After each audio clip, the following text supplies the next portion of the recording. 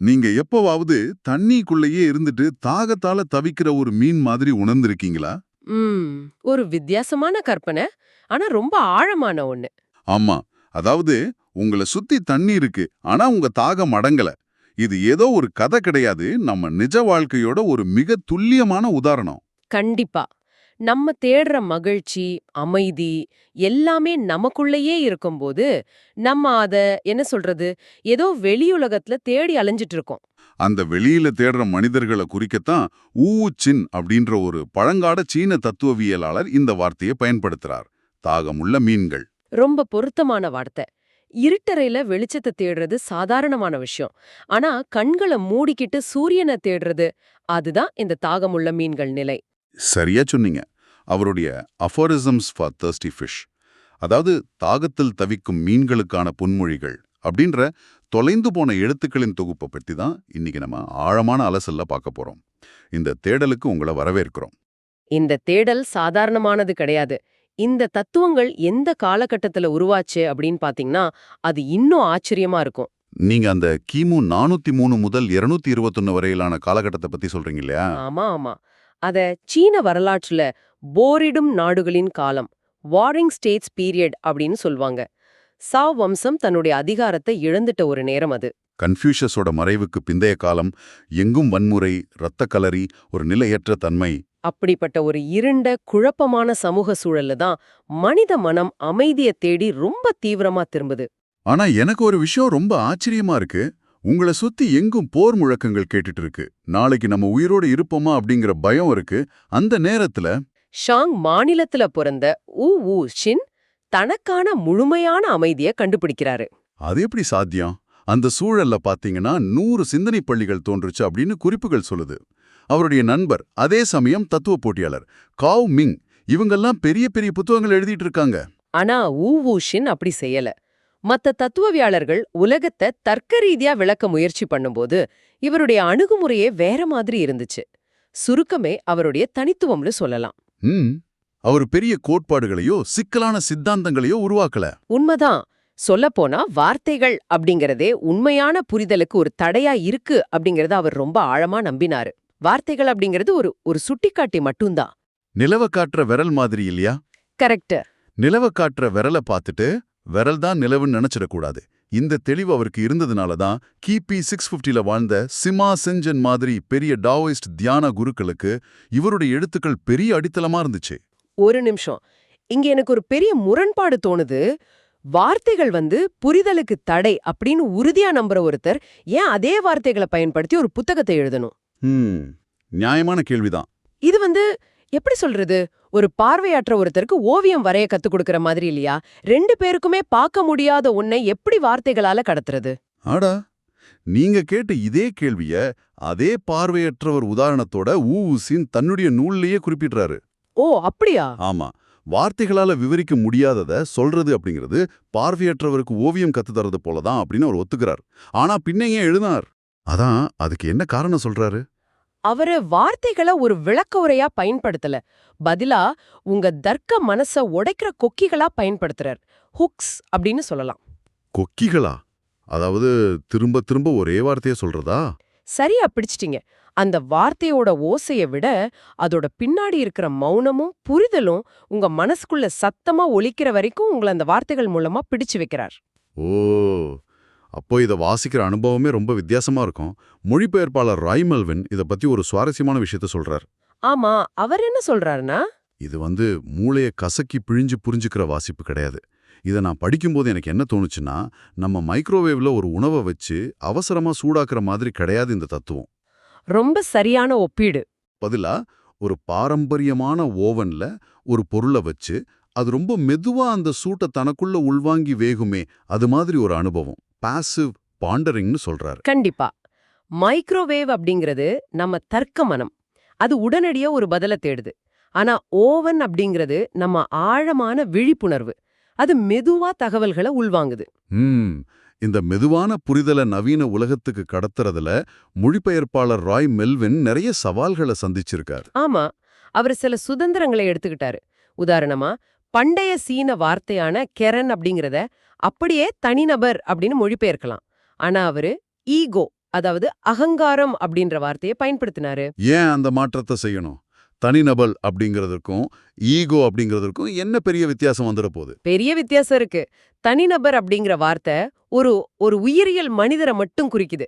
ஆனா ஈகோ அப்படிங்கிறது மனிதனுக்குள்ள இருக்கிற ஒரு மாயையை குறிக்குது. மாயைனா நான் மத்தவங்க கிட்ட இருந்தும் இந்த பிரபஞ்சத்துக்கிட்ட இருந்தும் பிரிஞ்சிருக்கேன் அப்படிங்கிற அந்த உணர்வா? மிக சரியா சொன்னீங்க. அதத்தான் செப்பரேட்னஸ் அப்படின்னு சொல்றோம். இத ராய் மெல்வின் சம்ஸ்கிருத வார்த்தைகளோட ஒப்பிடுறாரு. மனசு அப்படின்னா அளவிடுவதும் ஒப்பிடுவதும்னு அர்த்தம். ஓஹோ.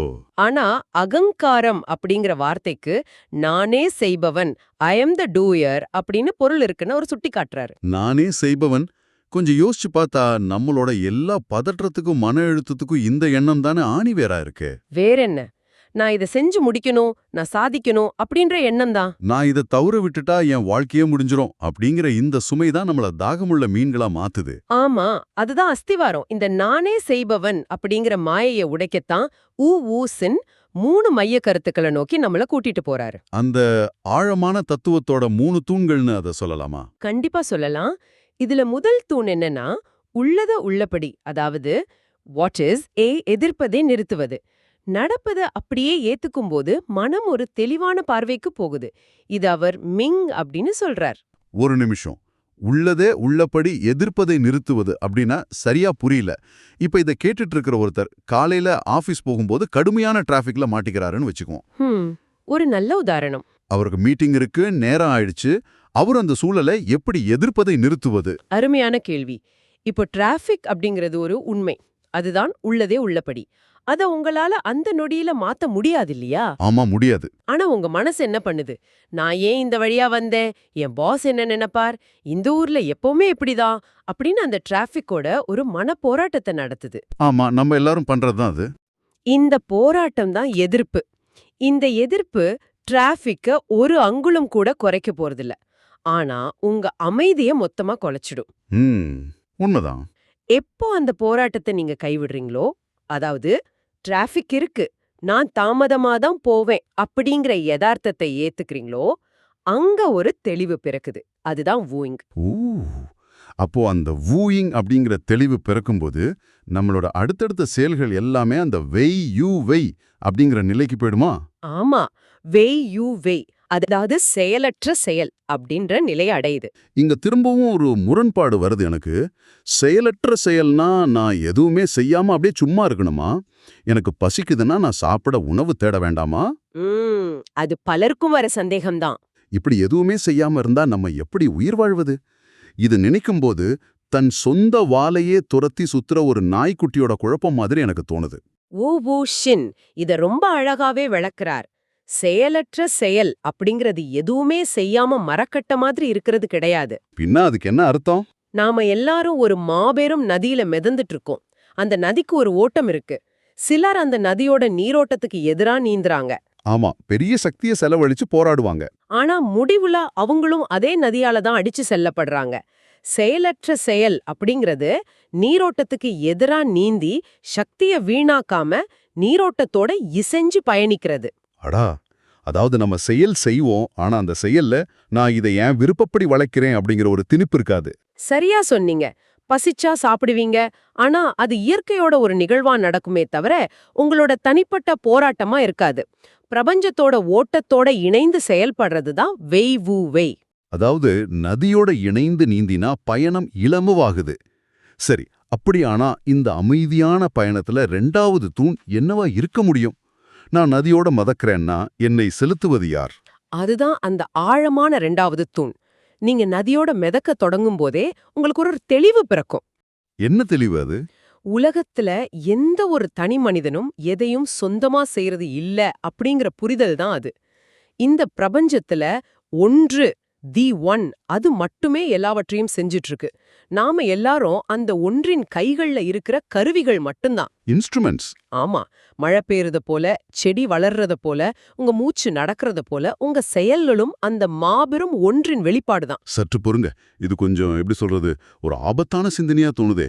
நான் எதையும் செய்யறதில்ல, எல்லாம் அந்த ஒன்றுதான் செய்யுது அப்படின்னா ஒரு மனிதன் எந்த தவறான காரியத்தை செஞ்சாலும் அதுக்கும் அவன் பொறுப்பில்லைன்னு ஆயிடாதா? இது ரொம்ப முக்கியமான ஒரு சந்தேகம். இது தார்மீக பொறுப்புகளை தட்டி கடிக்கிற மாதிரி இல்லையா? ம் ஊவோ சின்னோட தத்துவத்தை மேலோட்டமா பார்த்தா கண்டிப்பா இந்த சந்தேகம் எழும். ஆனா உண்மையில நான் செய்பவன் அல்ல அப்படிங்கிற நிலைய அடைஞ்ச ஒருத்தரால யாருக்கும் எந்த தீங்கும் செய்ய முடியாது. அது எப்படி உறுதியா சொல்றீங்க? ஏன்னா பிறருக்கு தீங்கு செய்யணும் அப்படிங்கிற எண்ணமே நான் என்ன மத்தவங்க கிட்ட இருந்து காப்பாத்திக்கணும் அல்லது நான் மத்தவங்கள விட மேலானவன் அப்படிங்கிற அகங்காரத்திலிருந்து தான் பிறக்குது. ஓ, அந்த செப்பரேட்னஸ், பிரிவினை. ஆமா, நீங்க பிரபஞ்சத்தோட கருவி அப்படிங்கிற நிலைய உணரும்போது உங்களுக்கும் மத்தவங்களுக்கும் இடையிலான பிரிவினை அழிஞ்சிடுது. உங்க வலது கை உங்க இடது கையை வெட்டுமா என்ன? இல்ல, கண்டிப்பா வெட்டாது. அதனால பொறுப்பற்ற தன்மை வராது. பதிலா ஒரு அபரிமிதமான கருணை தான் பிறக்கும். அட, இது நேரடியாகவே அவருடைய 3வது தூணுக்கு நம்மள அழைச்சிட்டு போகுது. அந்த பிரிவினை, அதாவது நான் மற்றும் எனக்கு வெளியே உள்ள உலகம் அப்படிங்கிற மனதோட பிரிவினை தான் மனிதனோட அனைத்து துயரங்களுக்கும் அடிப்படை காரணம்னு அவர் சொல்றார். சரியா புடிச்சிட்டீங்க. நான் வேற, உலகம் வேற அப்படிங்கிற இந்த 2 என்ற தன்மை டுவாலிட்டி உருவாக்குற தனிமை உணர்வு தான் நம்மளோட எல்லா பயங்களுக்கும் திருப்தியின்மைக்கும் காரணம். நம்ம எல்லாரும் சூரியனுக்கும் சூரிய ஒளிக்கும் உள்ள அதே பிரிக்க முடியாத பந்தத்துல தான் பிரபஞ்சத்தோட இழைஞ்சிருக்கோம் இல்லையா? நிச்சயமா. சூரிய ஒளிய சூரியன் கிட்ட இருந்து பிரிக்க முடியுமா? முடியாது. ஆனா இந்த இணைப்ப மறைப்பது எது தெரியுமா? நம்ம எண்ணங்களா? ஆமா, நம்மளோட இடைவிடாத எண்ணங்கள் தான். தேவையற்ற எண்ணங்களை ஊவுசின் ரொம்ப எளிமையா ஒரு உதாரணத்தின் மூலமா விளக்குறார். அவைகளை ஒரு விருந்துக்கு வரும் அழையா விருந்தாளிகள் அப்படின்னு சொல்றார். அழையா விருந்தாளிகள், அன்வெல்கம் கெஸ்ட்ஸ்.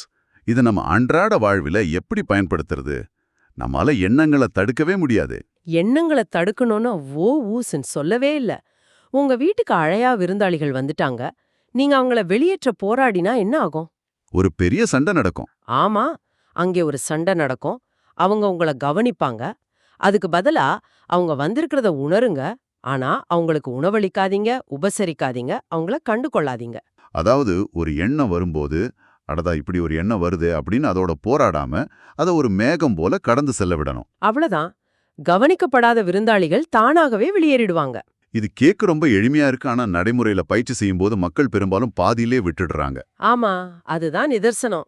இதுக்கு புத்தகத்துல ஒரு அற்புதமான உதாரணம் இருக்கு. 10 அடி ஆழமுள்ள கிணத்துல இருந்து தண்ணீரை எடுக்க ஒருத்தன் 8 அடி கயிற்றை கொண்டு வர்றான். கயிறு பத்தல. ஆமா, கயிறு தண்ணீரை எட்டாததால அவன் கிணத்துல தண்ணியே இல்ல அப்படின்னு நினைச்சிட்டு திரும்பிடுறான். பெரும்பாலான மனிதர்களோட ஆன்மீக தேடலும் அமைதிக்கான தேடலும் இப்படிதான் முழு கயிறும் இல்லாம பாதியிலே முடிஞ்சிருது. ஏன்னா அவங்க பொறுமை இழந்துடுறாங்க. தர்க்க மனம் உடனடியா ஒரு பதில தேடுது. ஊசென் கிட்ட மக்கள் வந்து கேக்குற கேள்விகளையும் அவர் தர்ற பதிலையும் நம்ம இங்க உன்னிப்பா கவனிக்கணும். ஆமா, மக்கள் ரொம்ப துயரத்தோட அவர்கிட்ட வந்து, ஊசின், என்னால இந்த துயரத்தை தாங்க முடியல, என் வலியை என் பயத்தை உங்களால நீக்க முடியுமா அப்படின்னு மனமுருகி கேக்குறாங்க. அவங்க ஏதோ ஒரு மந்திரவாதிய தேடி வரா மாதிரி வராங்க. அவர் சொல்ற பதில் தான் இந்த முழு தேடலோட உச்சக்கட்டம். இது எனக்கே ஒரு மிகப்பெரிய திறப்பா அமைஞ்சது. ஊசின் சொல்றார், என்னால வலியே நீக்க முடியாது, ஆனா அதுல உள்ள எண், அதாவது மை அப்படிங்கறத நீக்க முடியும்னு சொல்றார். ரொம்ப ரொம்ப ஆழமான உண்மை இது. ஏன் அப்படிங்கிற பற்று நீங்கினா வலியும் பயமும் தானாகவே ஆவியாகிடும்னு சொல்றார். வலியை அவர் ஒருபோதும் மறுக்கல. வலி அப்படிங்கிறது உடலோட இயற்கையான ஒரு நிகழ்வு. கல்லுல இடிச்சுக்கிட்டா வலிக்க தான் செய்யும். கண்டிப்பா வலிக்கும். ஆனா, ஐயோ எனக்கு இது நடந்துடுச்சே, இது என்னுடைய வலி, எனக்கு மட்டுமே ஏன் நடக்குது, நாளைக்கு இது சரியாகலன்னா என்ன பண்றது அப்படின்னு அந்த வலியை சுத்தி நம்ம பல கதைகளை பின்றோம் இல்லையா? அதுதான் துயரம், சஃபரிங். அந்த ஏன் அப்படிங்கிற ஒற்றை வார்த்தைய, அந்த அகங்காரத்தை நீக்கிட்டா அங்க வெறும் உணர்வு மட்டுமே மிஞ்சும். துயரத்துக்கு இடமே இல்ல. அடடா, அந்த வித்தியாசத்தை புரிஞ்சுக்கிறது தான் விழிப்புணர்வு. வலிய ஒரு தற்காலிக நிகழ்வா பார்க்காம மனித மனம் அதை தனியுடைமையா மாத்திக்குது. அதை தான் அடையாளமாவே ஆக்கிக்குது. இதை உடைக்கதான் நம்ம தியானம், ஆன்மீகம்னு தேடி அலையிறோம். ஆனா இங்க மனம் செய்யற மிகப்பெரிய தந்திரத்தை ஊசின் இன்னொரு உதாரணம் மூலமா அம்பலப்படுத்துறாரு இல்லையா? ஆமா, அமைதியை தேடுறதுக்காக நாம எதை பயன்படுத்துறோம்? அதே தர்க்க மனசத்தான். அது எப்படிப்பட்டது தெரியுமா? வீட்டை திருடர்கள் கிட்ட இருந்து பாதுகாக்க ஒரு திருடனையே காவலுக்கு வைக்கிற மாதிரி. ஆமா, எந்த மனம் உங்களுக்கு துயரத்தையும் பிரிவினையையும் குழப்பத்தையும் கொடுத்துச்சோ அதே மனதை கொண்டு நீங்க எப்படி அமைதியை கண்டுபிடிக்க முடியும்? அது ஒருபோதும் நடக்காது. திருடன் ஒருபோதும் தன்னைத்தானே பிடிச்சு கொடுக்க மாட்டான். அப்படியானா நம்ம எங்க தான் தேடுறது? மனதை கொண்டும் தேட முடியாதுன்னா அமைதியை எப்படி அடையிறது? எங்கும் தேட வேண்டியதில்ல. இது உச்சினோட ரொம்ப அழகான இன்னொரு ஒப்பீடு. கழுத்துல ஒரு விலைமதிப்பற்ற மாலையை அணிஞ்சுக்கிட்டே என் மாலை எங்கே என் மாலை எங்கேன்னு ஒருத்தன் ஊரெல்லாம் தேடி அலையிற மாதிரி தான் இது. நெக்லஸ். ஆமா, நீங்க தேடுற அந்த முழுமை, அந்த அமைதி எப்போதும் உங்க கழுத்துல தான் இருக்கு. அது நீங்களாவே இருக்கீங்க. மகிழ்ச்சி அப்படிங்கிறது ஏதோ இமயமலையில இருந்தோ வேற கிரகத்துல இருந்தோ கொண்டு வரப்படுற ஒரு பொருள் கிடையாது. அது நம்மளோட இயல்பு நிலை. அந்த மாயையே, அந்த அகங்காரத்தை விலக்கின போதும் அங்க அமைதி பிரகாசிக்கும். இத உணரும்போது மனிதனோட மிகப்பெரிய பயமான மரணம் கூட நீங்கிடும். ஒரு நிமிஷம், மரண பயம் எப்படி நீங்கும்? இந்த உடல் அழியும் அப்படிங்கிற பயம் எல்லாருக்கும் இருக்குமே. நான் இந்த உடல் மட்டுமே, நான் தனித்தவன் அப்படின்னு நினைக்கிற வரைக்கும் தான் அந்த பயம் இருக்கும். ஊச்சின் இத கேக்குறார். ஒரு மழை துளி வானத்திலிருந்து விழுந்து மீண்டும் எல்லையற்ற கடலோடு கலக்கும்போது அதுக்கு என்ன துயரம் இருக்க முடியும்? தனித்திருந்த மழைத்துளி இப்போ மாபெரும் கடலாவே மாறிடுச்சு. அட, எல்லையில்லா மகிழ்ச்சி தானே அங்க இருக்கும்.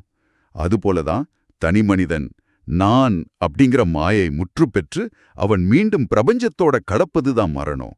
அதுல இழக்கப்படுவது ஒரு சோகமான கதை மட்டுமே, உண்மை கிடையாது. இதை விட ஆழமா அந்த தத்துவத்தை புரிஞ்சிக்கவே முடியாது. நாம எதையோ தேடி அலையிறோம், ஆனா தேடப்படும் பொருளாக நாமே இருக்கோம். தாகமுள்ள மீன்கள் அப்படிங்கிற உருவகம் இப்போ எவ்வளோ ஆழமா புரியுது. நிச்சயமா.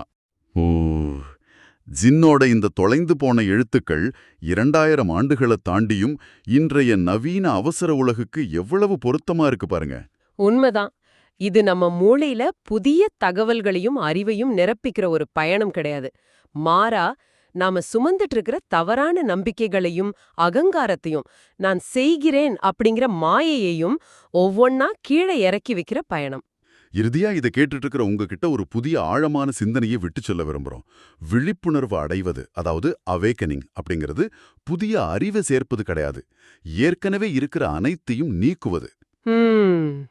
ஒரு அச்சிடப்பட்ட வண்ண துணியே அது மீண்டும் முழு வெண்மையாக மாறும் வரை சலவை செய்வது போல. ஆமா, புத்தகத்துல பார்த்தோம் இத. ஆனா இது ஒரு கணம் யோசிச்சு பாருங்க. உங்களுடைய நான் அப்படிங்கிற மாயை முழுமையா நீங்கி நீங்க இந்த பிரபஞ்சத்தோட ஒன்று அப்படின்னு உணர்ந்துட்டா உங்களோட தனிப்பட்ட வலிகள் மாயமாகிடும் அப்படிங்கிறது புரியுது. நீங்களை சுத்தி இன்னும் அந்த மாயையில சிக்கி தவிக்கிற மத்த மனிதர்களோட துயரத்தை பார்க்கும்போது உங்களுக்கு என்ன தோணும்? உங்க அகங்காரம் அழிஞ்சா உங்க பரிதாபமும் அழிஞ்சிடுமா? அல்லது அவர்கள் அனைவரும் உங்க சொந்த கைகள் அப்படிங்கிற முழுமையான அன்பா அது மாறுமா? ரொம்ப ஆழமான கேள்வி இது. முழுமையான அமைதி ஒருவரை உலகத்தின் மீது அக்கறையற்றவரா மாத்துமா, அல்லது எல்லையற்ற கருணை கொண்டவரா மாத்துமா? இந்த விதியை, இந்த ஆழமான தேடலை உங்களிடமே விட்டுடுறோம். இவ்வளோ நேரம் கேட்டதுக்கு ரொம்ப நன்றி. இந்த Tamil voice reads channel monetisation இல்லாம தான் நடக்குது. இந்த ஆடியோ புத்தகம் உங்களுக்கு பயன் தருதுன்னு நினைச்சா இந்த முயற்சி தொடர்ந்து போக உங்க ஆதரவும் மிகவும் உதவும். என்னுடைய இந்த முயற்சிக்கு நன்கொடை அளிக்க விருப்பம் இருந்தால் டிஸ்கிரிப்ஷன்ல கொடுக்கப்பட்டுள்ள UPI ID மூலம் வழங்கலாம். உங்களால் முடிந்த அளவு போதும். சிறிய ஆதரவும் பெரிய உதவிதான். இந்த வீடியோ உங்களுக்கு பயனுள்ளதாக இருந்தால் சப்ஸ்கிரைப் பண்ணுங்க, மற்றவர்களுக்கும் பகிர்ந்து கொள்ளுங்கள். இந்த கருத்துக்கள் அவர்களுக்கும் தேவையாக இருக்கலாம். லைக் பண்ணுங்க, உங்க கருத்துக்களை காமெண்ட்ல பகிருங்க. மனப்பூர்வமான நன்றி.